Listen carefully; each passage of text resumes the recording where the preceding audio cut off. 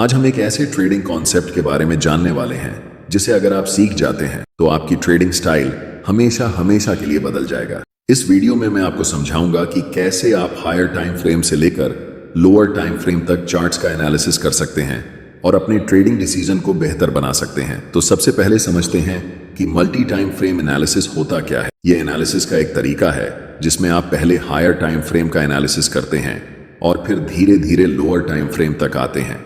इस प्रोसेस में आपको 3 महत्वपूर्ण टाइम फ्रेम की जरूरत होती है। पहला time frame direction time frame होता है, जिसका उपयोग आप मार्केट की दिशा को समझने के लिए करते हैं। यानी आप देखते हैं कि प्राइस ऊपर जा रहा है, नीचे जा रहा है या साइडवेज मूव कर रहा है, जिससे आपको ओवरऑल ट्रेंड का आइडिया मिलता है। दूसरा time frame behaviour time frame होता है, जो प्राइस के बिहेवियर के बारे में डिटेल में बताता है।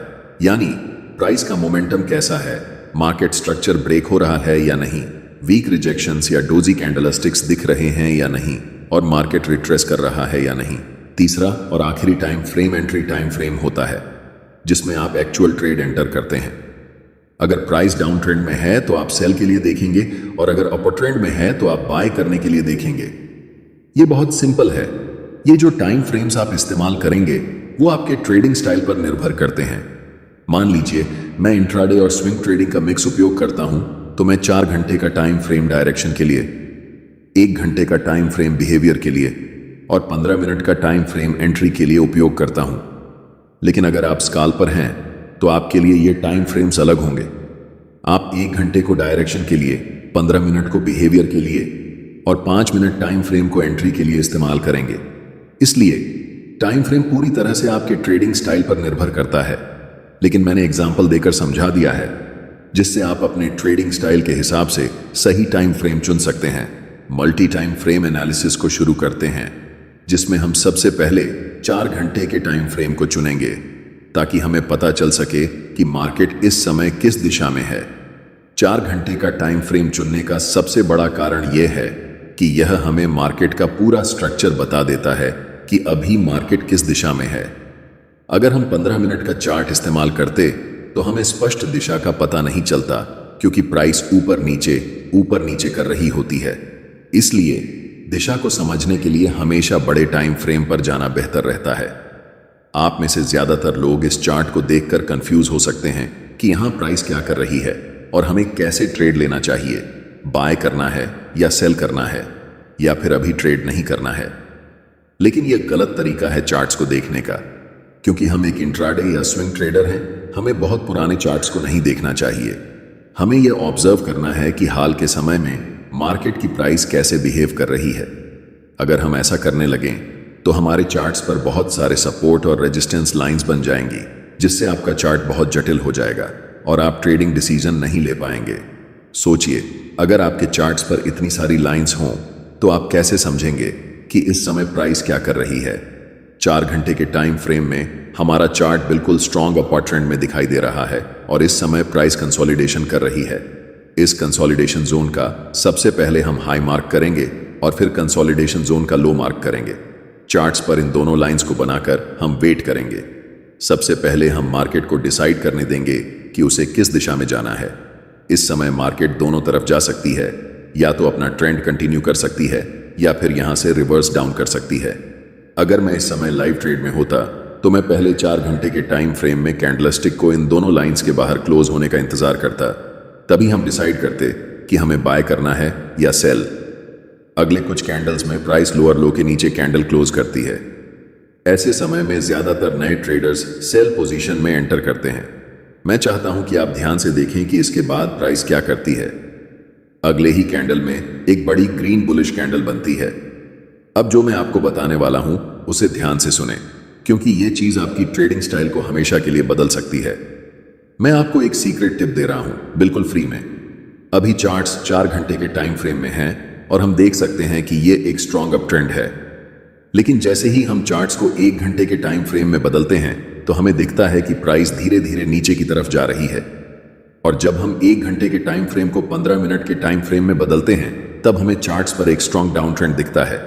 यह बात आपको कंफ्यूज कर सकती है कि 4 घंटे के टाइम फ्रेम पर प्राइस अप ट्रेंड दिखा रही है, लेकिन 1 घंटे और 15 मिनट के टाइम फ्रेम में प्राइस डाउन ट्रेंड शो कर रही है। ऐसा क्यों हो रहा है, इसे समझिए। जब प्राइस 4 घंटे के टाइम फ्रेम में थी तो लास्ट कुछ कैंडल्स में प्राइस रिट्रेसमेंट या पुल बैक ले रही थी। इसी पुल बैक को छोटे टाइम फ्रेम में देखने पर यह हमें डाउन ट्रेंड जैसा दिखाई देता है। एक बात हमेशा याद रखें, हायर टाइम फ्रेम हमेशा छोटे टाइम फ्रेम के ट्रेंड से ज्यादा मजबूत होता है। इस सिचुएशन में 4 घंटे का टाइम फ्रेम 3 घंटे के टाइम फ्रेम से और 15 मिनट के टाइम फ्रेम से भी ज्यादा स्ट्रांग होगा, और 1 घंटे का टाइम फ्रेम 15 मिनट के टाइम फ्रेम से स्ट्रांगर होगा। इसीलिए हम ट्रेड भी उसी डायरेक्शन में लेंगे जिसमें बड़े टाइम फ्रेम का ट्रेंड चल रहा हो। चूंकि 4 घंटे के टाइम फ्रेम का ट्रेंड अप ट्रेंड है, इसलिए हम बाय पोजीशन बनाने वाले हैं। अभी चार्ट्स 15 मिनट के टाइम फ्रेम में हैं और इस चार्ट्स में हमें तुरंत बाय ट्रेड में एंट्री नहीं करनी है, क्योंकि प्राइस का मोमेंटम अभी भी डाउन साइड की तरफ ही है। पहले हम वेट करेंगे कि प्राइस 15 मिनट के टाइम फ्रेम में बेयरिश से बुलिश ट्रेंड में शिफ्ट हो जाए, तभी हम बाय पोजीशन में एंट्री करेंगे। अभी तक प्राइस हमें कोई सिग्नल नहीं दे रही है कि वह बुलिश होने वाली है, इसलिए हम अभी भी इंतजार करेंगे। प्राइस इस लेवल को रीटेस्ट करने आती है, लेकिन पूरी तरह से ब्रेक नहीं कर पाती और फिर से नीचे चली जाती है। ऐसा दोबारा होता है, जिससे हमें पता चलता है कि अभी प्राइस साइडवेज हो चुकी है। इस समय बाय पोजीशन में एंट्री करने के लिए यह जरूरी है कि प्राइस इस लेवल के ऊपर क्लोज होकर अप ट्रेंड का स्ट्रक्चर बनाए। अगर हम प्राइस को 1 घंटे के टाइम फ्रेम में बदलते हैं तो हम देख सकते हैं कि अभी तक हमें कोई भी बुलिश सिग्नल चार्ट्स पर नहीं मिल रहा है जिससे हम बाय डिसीजन बना सकें। अगले कुछ कैंडल्स में प्राइस लास्ट स्विंग लो तक आती है और उस पर्टिकुलर लेवल से एक स्ट्रॉन्ग रिजेक्शन लेकर ऊपर की तरफ बढ़ जाती है, जिससे एक बिग ग्रीन बुलिश कैंडल बनती है। प्राइस ने ट्रेंड लाइन को ब्रेक कर दिया है, लेकिन हमें 1 घंटे के टाइम फ्रेम पर ट्रेड एंट्री नहीं करनी है, इसलिए हम अपने चार्ट्स को 15 मिनट के टाइम फ्रेम में बदल रहे हैं। अब हम कह सकते हैं कि मोमेंटम डाउन ट्रेंड से अप ट्रेंड में शिफ्ट हो चुका है और इस समय 15 मिनट के टाइम फ्रेम में मोमेंटम अप है, 1 घंटे के टाइम फ्रेम में मोमेंटम अप है और आखिरकार 4 घंटे के टाइम फ्रेम में भी मोमेंटम अप है। जब इन तीनों टाइम फ्रेम में मोमेंटम एक ही दिशा में होता है, तब समझो कि आपका सेटअप बनकर तैयार हो चुका है और यह किसी जादू से कम नहीं है। हमेशा याद रखें, कभी भी जल्दबाजी में ट्रेड नहीं करना चाहिए। हमें तब तक इंतजार करना चाहिए जब तक तीनों टाइम फ्रेम में प्राइस एक ही दिशा में ना हो जाए। अब यहां हम बाय पोजीशन में ट्रेड में एंट्री करते हैं, ठीक इस ज्वाइंट ग्रीन कैंडल की क्लोजिंग पर, जिसमें हमारा स्टॉप लॉस ट्रेंड लाइन के थोड़े नीचे होगा।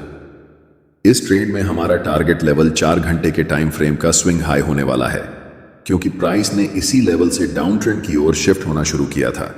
इसे आप सप्लाई जोन या रेजिस्टेंस एरिया भी कह सकते हैं।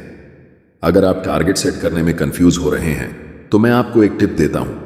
ट्रेड में एंट्री करने से पहले आपको चार्ट्स के लेफ्ट साइड पर ध्यान देना चाहिए और देखना चाहिए कि स्विंग कौन कौन से लेवल पर है।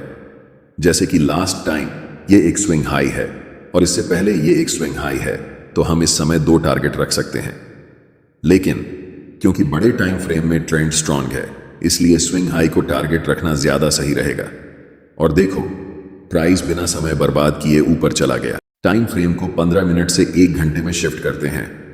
अब प्राइस अपने हाई के आसपास है और अगर आप यहां बाय पोजीशन में ट्रेड एंट्री करते हैं तो आपका स्टॉप लॉस काफी नीचे होना पड़ेगा, जिससे आपका रिस्क रिवॉर्ड रेशियो खराब हो जाएगा।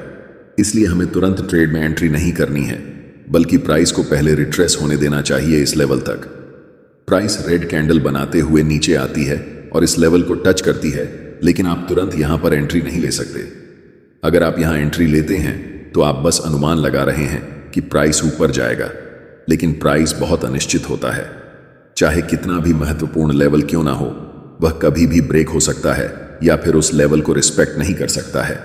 इसलिए हम इंतजार करते हैं कि मार्केट पहले कंफर्म हो जाए कि वह किस दिशा में जाने वाली है, उसके बाद ही हम ट्रेड में एंट्री करेंगे।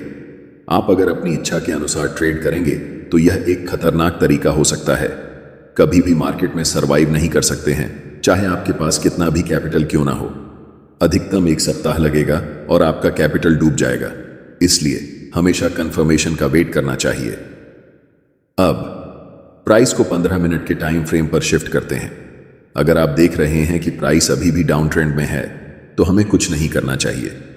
जब तक हमें इस लेवल के ऊपर एक स्ट्रॉन्ग ग्रीन कैंडल के साथ प्राइस क्लोज नहीं कर जाती, तब तक इंतजार करना जरूरी है।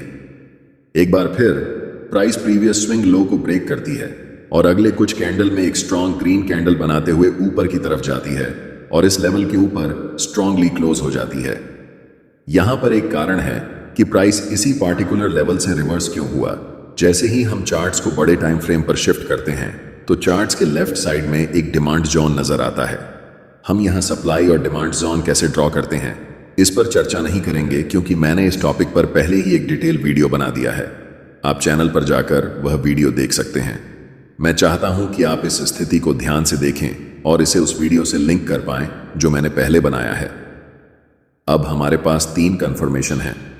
फर्स्ट, 15 मिनट के टाइम फ्रेम में ट्रेंड अप है। सेकंड, 1 घंटे के टाइम फ्रेम में ट्रेंड अप है। और थर्ड, 4 घंटे के टाइम फ्रेम में भी प्राइस अप है। हम जानते हैं कि यह सेटअप हमारे लिए एक जादू की तरह काम करता है। इस कैंडल की क्लोजिंग पर हम बाय ट्रेड में एंट्री करेंगे जिसमें हमारा स्टॉप लॉस कैंडल के लो के पास होगा और take profit next swing high पर होगा। अगर हम बड़े टाइम फ्रेम पर देखें तो ये हमारा 1 के लेवल है जहां तक प्राइस जा सकती है। आप देख सकते हैं कि प्राइस वैसा ही करता है, धीरे धीरे मार्केट स्ट्रक्चर बनाते हुए ऊपर की तरफ उस लेवल को टच करती है जिससे हमारा टारगेट हिट हो जाता है और हम प्रॉफिट बुक कर लेते हैं। यह ट्रेडिंग स्ट्रेटेजी मेरे लिए सबसे अच्छा काम करती है क्योंकि मैं एक इंट्राडे के साथ साथ स्विंग ट्रेडर भी हूं। लेकिन जब आप इस स्ट्रेटेजी को उपयोग में लाएंगे तो अपने ट्रेडिंग स्टाइल के अनुसार टाइम फ्रेम को चेंज कर सकते हैं।